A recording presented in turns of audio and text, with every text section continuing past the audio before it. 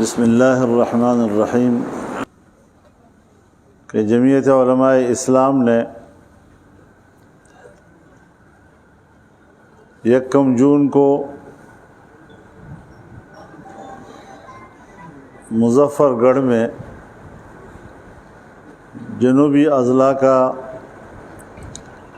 Million March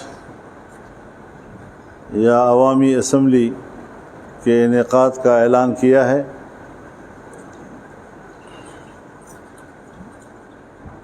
اب یہ کام ایسا کام نہیں رہا کہ جمعیت علماء اسلام کے کارکن اس سے ناآشنا ہوں۔ گزشتہ 4-5 سالوں میں آپ یہی کام کرتے رہے ہیں اور ایسے ملین مارچ کو کامیاب بنانے کی کیا ترتیب ہوتی ہے، کیا کیا تقاضے پورے کرنے ہوتے ہیں، کس طرح ہماری یونٹیں حرکت میں آتی ہیں اور کس طرح وہ اپنے محلے اور اپنے یونین کونسل سے لوگوں کو نکالتے ہیں، یہ سب آپ پہ بارہا گزر چکا ہے اور آپ اس کا پورا تجربہ رکھتے ہیں۔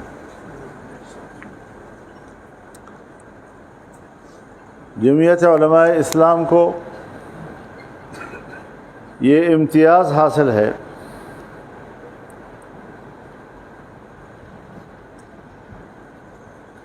کہ اس نے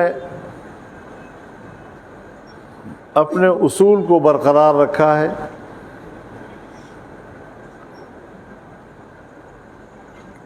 اگر 2018 میں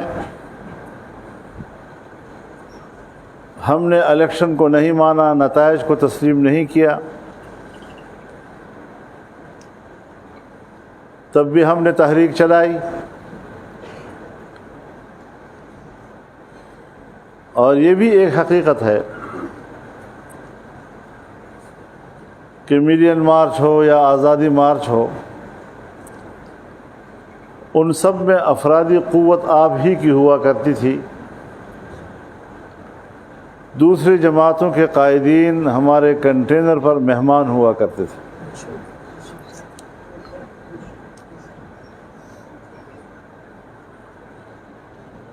اس بار بھی تقریباً مینڈیٹ وہی ہے۔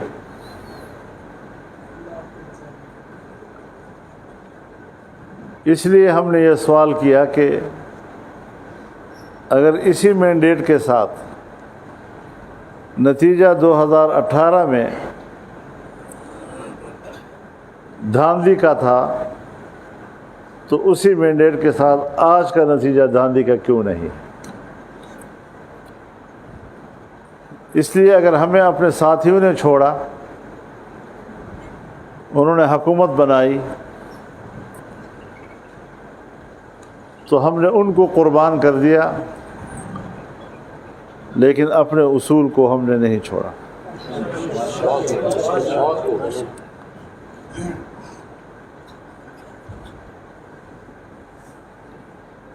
ہماری تربیت یہ نہیں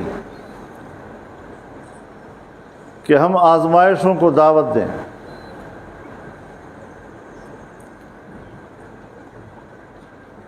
لیکن اگر آزمائش آ جاتی ہے، مقدر ہے،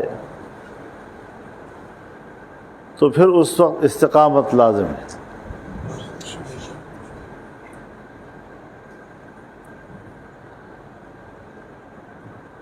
رسول اللہ صلی اللہ علیہ وسلم کا ارشاد ہے، فرمایا لا تتمنوا لقاء العدو وَإِذَا لَقِيتُمْ فَاثْبُتُوا فَإِنَّ الْجَنَّةَ تَحْتَ ظِلَالِ السُّيُوفِ۔ دشمن کا سامنا کرنے کی تمنائیں نہ کیا کرو، لیکن اگر مقدر ہے اور آمنا سامنا ہو گیا تو پھر ڈٹ جاؤ۔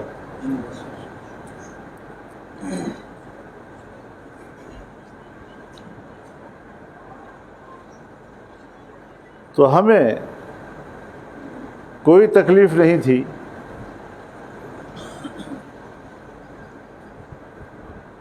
ہم بھی نتائج کو تسلیم کرنے کا اعلان کر سکتے تھے، لیکن اس کا معنی یہ ہوتا کہ جس طرح ہماری اسٹیبلشمنٹ نے، ہمارے مقتدرہ نے، ہماری خفیہ ایجنسیوں نے جمعیت علماء اسلام کو باقاعدہ منصوبہ بندی کے تحت ذبح کیا، ہم اپنی ذبح پر راضی اور قانع ہو جاتے، اور جب معاملہ یہاں پر پہنچتا ہے تو پھر ان کی بھی ایک تاریخ ہے، وہ جانے، اور ان کی تاریخ، اور ہماری بھی ایک تاریخ ہے، ہم نے اپنی تاریخ کی پھر خود لاج رکھنی ہے۔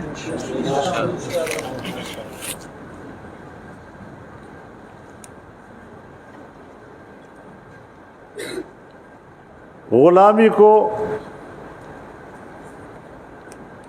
مسترد کرنا،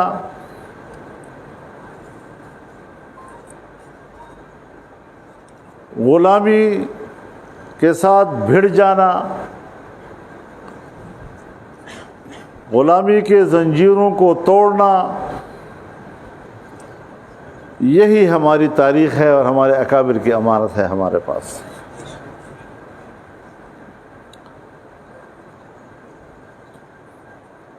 مجھے نہیں معلوم تھا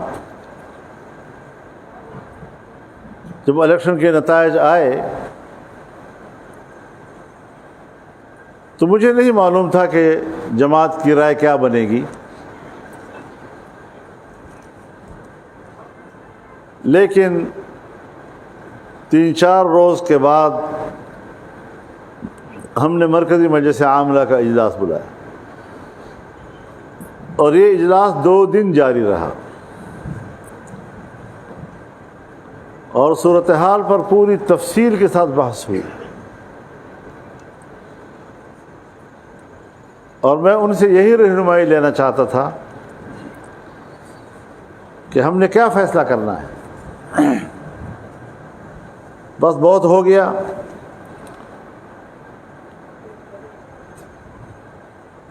4-5 سال ہمارا کارکن روڈوں پہ رہا، دھوپ میں کھڑا رہا، بارشوں میں کھڑا رہا،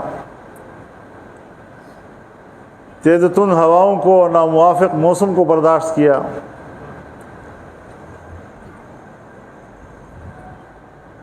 تو ہم بھی کوئی عافیت کے لیے ایک راستہ نکال سکتے تھے، لیکن کوئی ساتھی اس طرح کے نتائج کو قبول کر کے اور اس نظام میں جمعیت کو فٹ کرنے کے حق میں نہیں تھا۔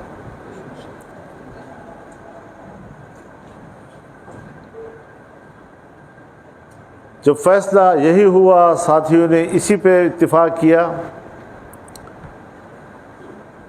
تو مجھے بھی شرح صدر ہوا، اور یقین جانیے ایسے مواقع پر چونکہ پورے ملک کا ہم سے رابطہ ہوتا ہے، بیک وقت ہمیں معلوم ہوتا ہے کہ چترال سے لے کر کراچی اور بدین تک، مری سے لے کر تربت اور کیش تک،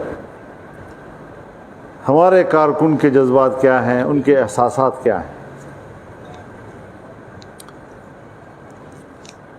ظاہری بات ہے کہ اس سے جماعت کے کارکن کو دھچکا لگا، اس کا حوصلہ ٹوٹا، مایوسی نے اس کو دبوچا، لیکن جب ہمارے عاملہ کا فیصلہ آ گیا کہ ہم نتائج کو مسترد کرتے ہیں اور اب کے فیصلے ایوان میں نہیں میدان میں ہوں گے، تو اس ایک اعلان سے پورے ملک کا جائزہ ہم نے لیا تو کارکن دوبارہ زندہ ہو گیا.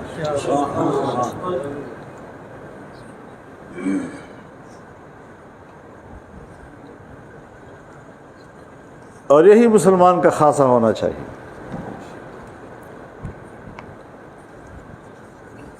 الجہاد ماض الی یوم القیامہ. جب یہ کام قیامت تک ہم نے کرنا ہی ہے اور دین کے لیے جہاد لڑنا، محنت اور کوشش کرنا، تکلیفیں برداشت کرنا، رسول اللہ صلی اللہ علیہ وسلم فرماتے ہیں کہ قیامت تک ہوگا، تو پھر آپ کے اور ہمارے لیے تھکنے کی کوئی گنجائش رہ جاتی ہے؟ ان تعلیمات کا حامل وہ پھر تھکتا نہیں ہے.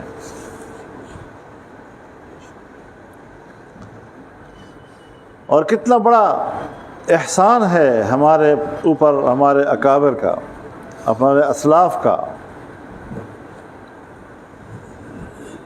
کہ انہوں نے ہمیں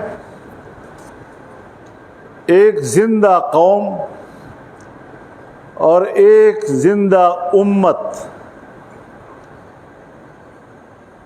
کے طور طریقے بتا دیے، ڈھنگ بتا دیا کہ انسان کس طرح زندہ رہتا ہے.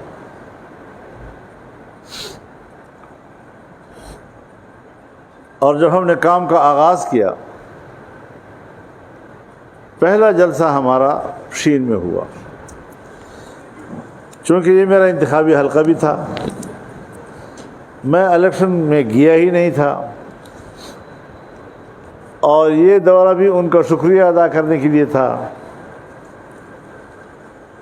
اور ہم سے کوئی 10 دن پہلے وہاں ایک جلسہ ہوا دوسری پارٹیوں کا،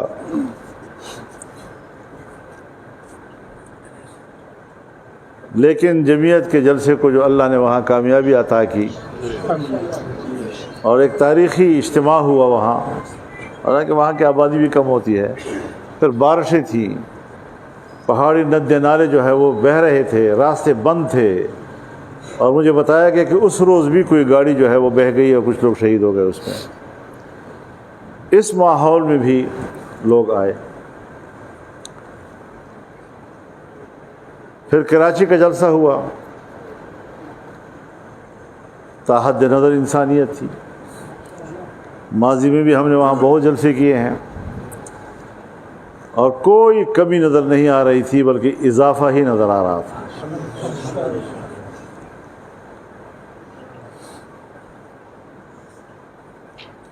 ان 2 جلسوں نے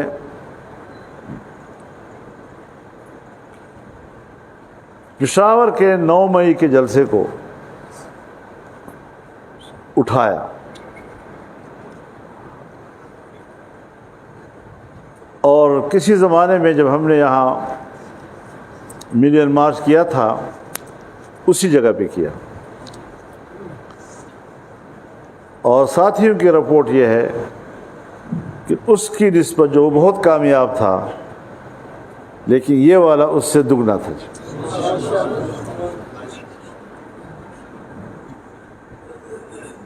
بہت بڑی عوامی قوت آ گئی ہے. تو جمعیت علماء اسلام آج پاکستان کی ایک بڑی عوامی سیاسی قوت ہے، لیکن ہمیں اس جد و جہد میں اتنا اندازہ لگ گیا کہ کون ہے جو ہمارے راستے میں رکاوٹ بنتا ہے. عالمی سطح پر بھی ہمیں معلوم ہو گیا اور ملک کے اندر بھی ہمیں معلوم ہو گیا. اس لیے ہم نے اصل مجرم کو اس وقت ٹارگٹ پہ رکھا ہوا ہے.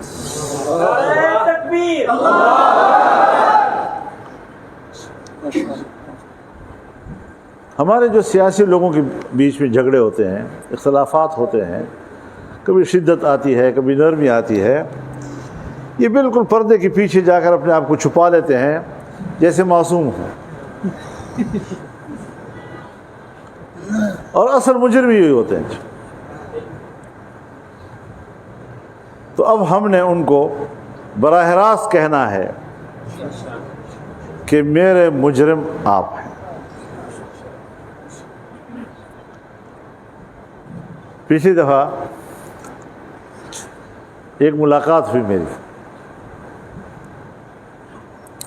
ایک بڑے سے بھی اور دوسرے بڑے سے بھی.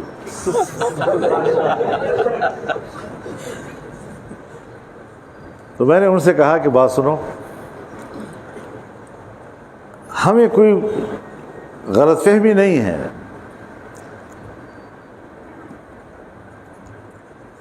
الیکشن کے جو دھاندلی والے نتائج ہیں، ہم کوئی پاگل نہیں ہیں کہ ہمیں پتہ نہیں ہے، ہمیں خوب پتہ ہے کہ آپ نے کیا ہے.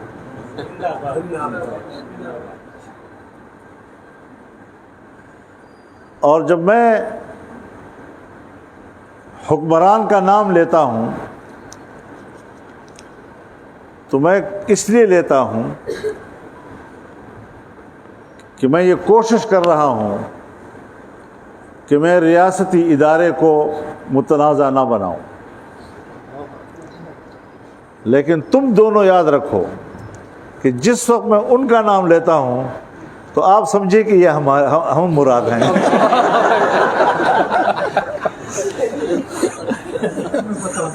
آپ کو پتہ ہونا چاہیے کہ یہ ہمیں کہہ رہا ہے.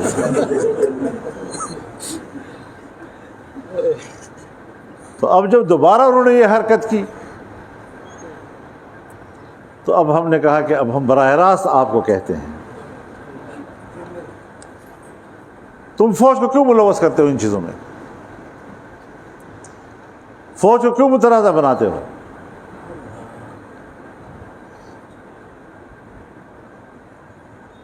ایک طرف آپ کہتے ہیں دہشت گردی ہے،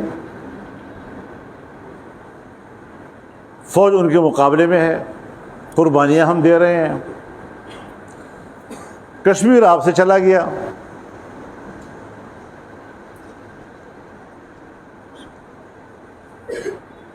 اور ابھی جو چند روز پہلے آپ نے خبریں سنی کشمیر کی، کیسے لوگ نکلے، پورا کشمیر، آزاد کشمیر امڑ آیا.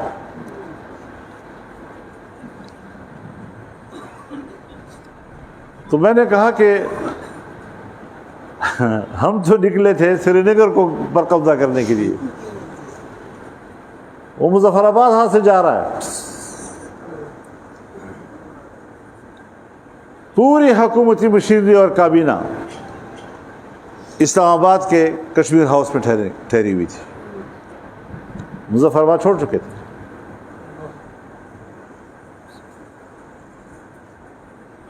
اب ایسے حالات کہ اگر کشمیری کے اوپر گولی چلتی ہے، پاکستان کے کشمیر پہ، آپ بتائیں کہ ہم کس منہ سے انڈیا کو کہتے ہیں کہ تم وہاں پر زیادتی کر رہے ہو کشمیریوں کے ساتھ؟ یہاں تو یہ کہنا بھی جرم ہے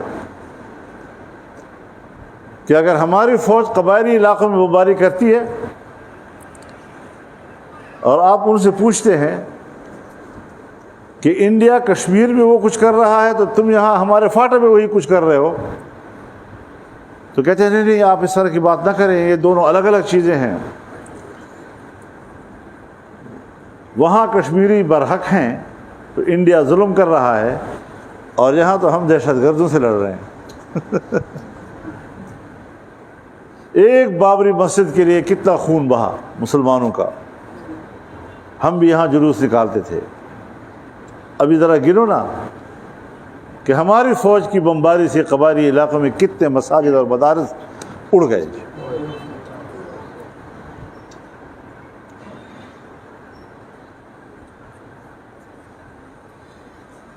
ابھی کل جنوبی وزیرستان میں ڈرون حملہ کیا ہے. پہلے کہا ہم نے دہشت گردوں کو مارا ہے، اب ایک 80 سالہ بزرگ، اس کی بیوی، وہ بھی بڈھی ہوگی بیچاری 80 سال کی، اس کے 2 بچے، بیٹیاں. کس کے سامنے وہ روئیں گے؟ اب اس کو بھی ہم دہشت گردی کے خلاف جنگ کے زمرے میں لائیں گے. اندھے پن میں آپ جو کچھ کریں آپ سے کوئی پوچھنے والا نہیں ہے. جس کو پکڑ لیا یہ دہشت گرد ہے.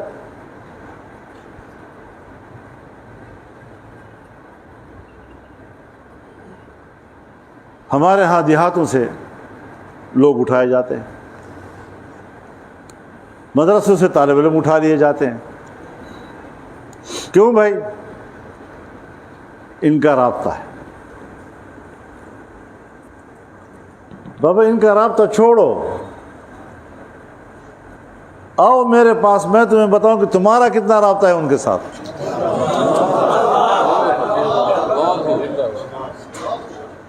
کہتے ہیں جی ان کو کھانا کھلایا ہے, چائے پلائی ہے. بھائی میرا ایک پیالہ پلانا, اب یہ 7 8 10 آدمی مسلح بڑے بڑے بالوں والے وہ گھر پہ آ جائیں, آپ کھانا نہیں کھلائیں گے؟ آپ تو معمولی بات ہے حضرت, جنرل صاحب بھی گھر میں بیٹھے ہوگا اور یہ پہنچ جائے وہ بھی کھلائے گا.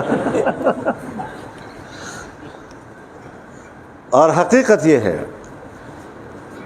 کہ ہمارے جتنے پروجیکٹس ہیں جس کے لیے سرکاری خزانے میں فنڈ متعین ہوتا ہے اس کا 10% ان کو دیا جاتا ہے. تم سرکاری خزانے سے لوگوں کی امانت, اس پہ جب ٹینڈر ہوتا ہے تو اس میں 10% آپ ان کو عطا کرتے ہیں. یہ چیزیں نامناسب ہیں, یہ غلط ہیں. مدارس نے آپ کا ساتھ دیا ہے, مدارس نے ملک کا ساتھ دیا, مدارس نے آئین کا ساتھ دیا, مدارس نے اسلحے کے زور سے لڑنے اور فتح حاصل کرنے کا راستہ نہیں لیا.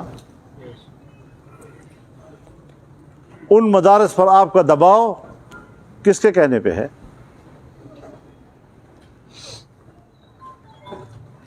کبھی کہتے ہیں جی FATF کا مطالبہ ہے, کبھی کہتے ہیں IMF کا مطالبہ ہے.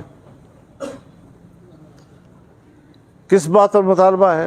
یہ جی پیسہ غلط خرچ ہو رہا ہے آپ کے ملک میں اور چندے لوگوں کو دیتے ہیں اور یہ غلط راستوں پہ جاتے ہیں اور پاکستان کے مفاد کے خلاف. آئیں بیٹھے ہیں ہمارے ساتھ, میں آپ کو بتاؤں گا کہ مدارس کی افادیت کیا ہے.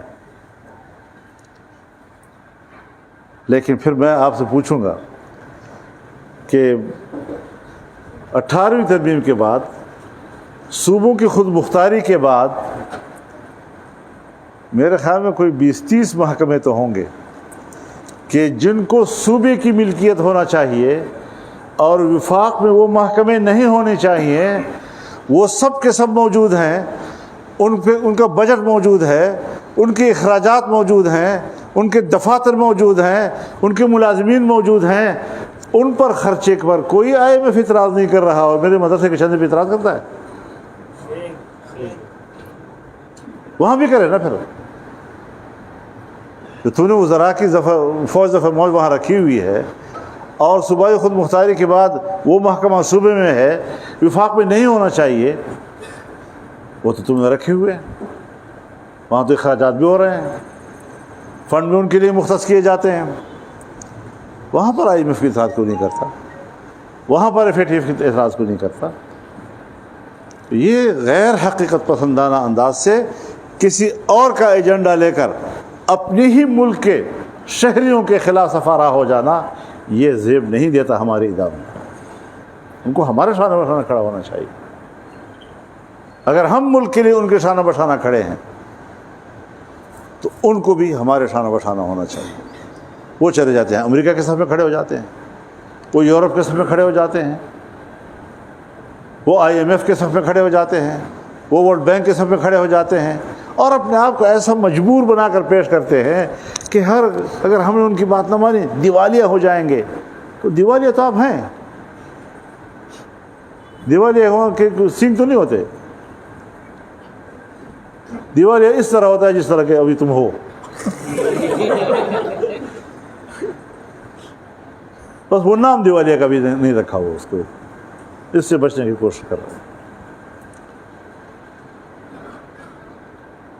اب آپ بتائیں مجھے، ایک طرف ملک غریب ہے،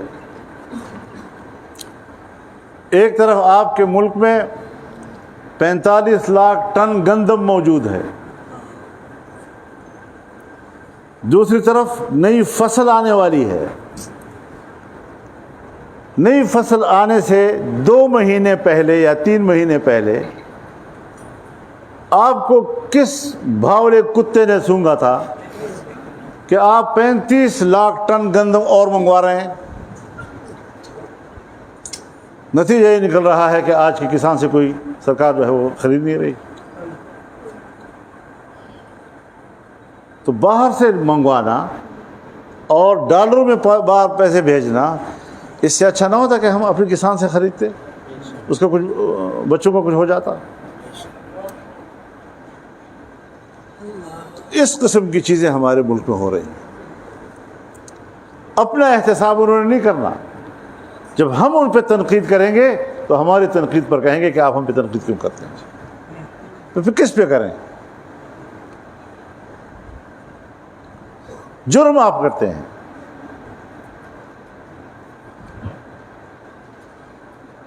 تو اس حوالے سے قوم میں ایک بیداری اور شعور پیدا کرنا ہے، اور آپ کے پاس ایک 2 ٹوک موقف ہے، ایک واضح موقف جس میں نہ آپ کی ماضی کے کسی کردار سے اس کا تضاد ہے اور نہ اس وقت کے کردار کے ساتھ کوئی تضاد ہے۔ تو جس وضاحت کے ساتھ، جس بے باکی کے ساتھ، جس شرح صدر کے ساتھ آپ قوم کے سامنے بات کر سکتے ہیں، اس وقت کوئی دوسری پارٹی نہیں کر سکتی۔ تو انشاءاللہ العزیز اس موقف کو لے کر ہم آگے چلیں گے، اور اس ذہنیت کو انشاءاللہ شکست دینی ہے۔ میرے پاس آئے، شہباز شریف صاحب بھی آئے، نواز شریف صاحب بھی آئے کہ جی آپ ہمارے ساتھی ہیں، ہم نے اتنا اکٹھے کام کیا ہے، اتنا ہم نے مل کر مارے کھائی ہیں، اب حکومت میں بھی ہم اکٹھے ہو جائیں۔ میں نے کہا یہی تو میں کہہ رہا ہوں آپ سے، میں آپ سے یہی کہہ رہا ہوں کہ ہم نے مل کر مارے کھائی ہیں، مل کر ہم نے جدوجہد کی ہے، مل کر ہم نے کام کیا ہے، کافی سال تک کام کیا ہے۔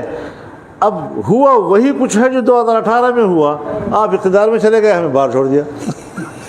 تو ہم آپ سے یہی کہہ رہے ہیں کہ آؤ اکٹھے چلیں، اپوزیشن میں بیٹھیں، تاکہ ہم قوم سے سچ کہہ سکیں۔ اب دھاندلی ہوئی ہے اور کھل کر ہوئی ہے، اور نواز شریف صاحب کو بھی پتہ ہے کہ دھاندلی ہوئی ہے، اور شہباز شریف صاحب کو بھی پتہ ہے کہ دھاندلی ہوئی ہے۔ اور اس دن میں نے پارلیمنٹ میں اسپیکر کو بھی کہا کیا بتاؤ، لاہور کی سیٹوں کی بات کرو، میں نے کہا تم مطمئن ہو؟ واقعتاً مطمئن نہیں ہے۔ اب زبان تو کہہ تو نہیں سکتے بیچارے، کیونکہ ادھر وہ کرسی کی بھی خراب ہوتی ہے پھر۔ تو جس شرح صدر و اطمینان کے ساتھ ہم اپنا موقف دے سکتے ہیں، شاید کوئی دوسرا دے سکتا ہے۔ تو آپ کی ذمہ داری بنے گی کہ جو جنوبی پنجاب کے تمام اضلاع حرکت میں آئیں اور ایک سچا پیغام ہم دیں۔ باقی اتحاد بنتے ہیں، اتحاد نہیں بنتے، وہ اپنے جگہ پر، لیکن اس وقت جمعیت علماء اسلام تنہا وہ سیاسی قوت ہے جس کو اپنے موقف میں عوامی پذیرائی مل رہی ہے اور بھرپور مل رہی ہے۔ انشاءاللہ اسی منہج پہ کام کریں گے ہم لوگ، اور یہ بھی آپ لوگ ذرا مد نظر رکھیں کہ